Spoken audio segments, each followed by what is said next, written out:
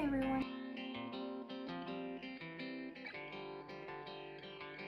Welcome back to my channel, and welcome if you're new.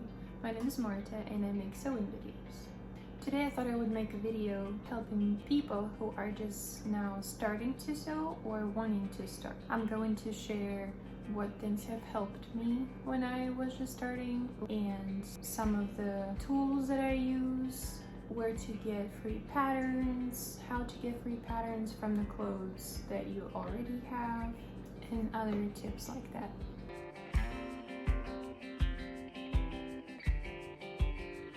First, I'm going to go over the tools that you are going to need to start sewing. Some of them are not necessary, but they're very helpful to have when you're just now starting to sew. First is going to be fabric scissors. I'm saying fabric scissors because if you have just regular scissors, they're not going to be able to cut through the fabric as well. They might be a little dull. Make sure that you get fabric scissors so it'll be easier for you to cut the fabric, and do not cut paper with it. Do not cut the patterns with it. Just make sure that you use your fabric scissors only to cut your fabric. Second is thread. At the beginning, you can get away with just having white and black thread.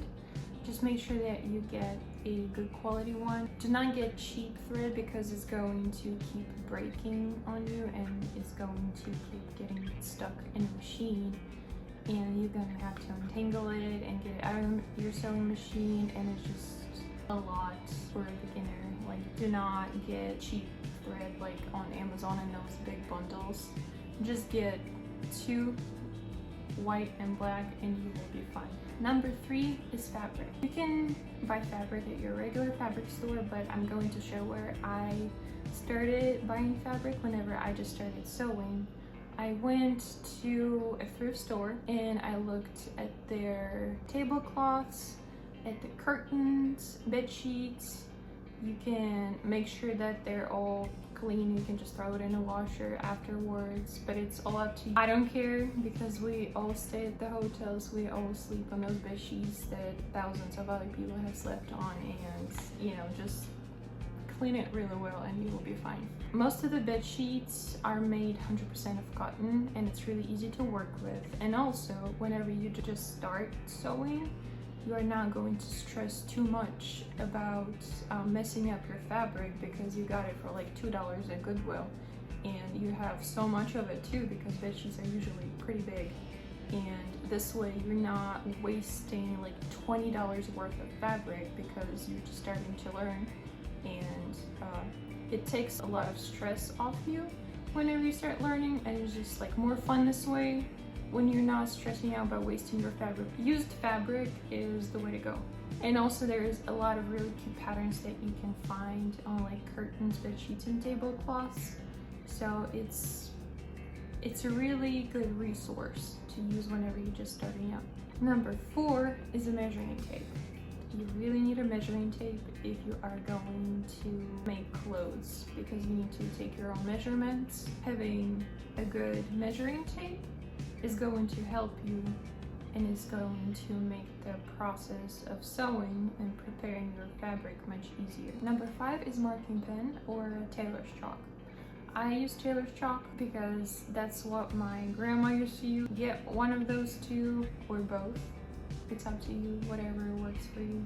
Number 6 is bobbins. There's never too many bobbins because they get lost. I lose my bobbins everywhere. Number 7 is seam ripper. You are going to be making a lot of mistakes. Your stitch is gonna skip, or your stitch is not straight, or for some other reason you are going to have to seam rip. And if you are into upcycling clothes, you really need a seam ripper to rip your clothes apart. I think you can get a bundle pack on Amazon of them because they get dull, so there's no reason to buy an expensive one because it's going to get dull and you waste 20 or like, I don't know, $10 on one seam ripper when you're gonna have to get another one. Just get a couple of them at the beginning and don't get any expensive ones because it's unnecessary. Number 7 is needles. You're going to need needles for your machine. You're going to need needles for hand sewing. Needles at your machine are going to break, they're gonna get dull, so you sometimes going to have to change them out. So just get a bunch of them, get a universal one, so it works for all the fabrics unless you need a specific type for the fabric that you usually use. Next one is pins or clips to pin your fabric together. I just recently got fabric clips. I have heard that a lot of people who sew, they prefer to use those because they don't make holes in the fabric, and sometimes if your fabric is very thin, the hole is gonna stay there and it's gonna look bad. So that's when clips come in handy. Next one is an iron. Iron is very important. You don't need an expensive one, just get the cheapest one you can find at Walmart or on Amazon. You don't need any crazy ones. They all work the same. Next one is not necessary to have, but I found it very useful to have. It's a rotary cutter. I like it a lot because you can lay down your fabric and cut over it. It takes less time for you to cut out patterns if you use rotary cutter.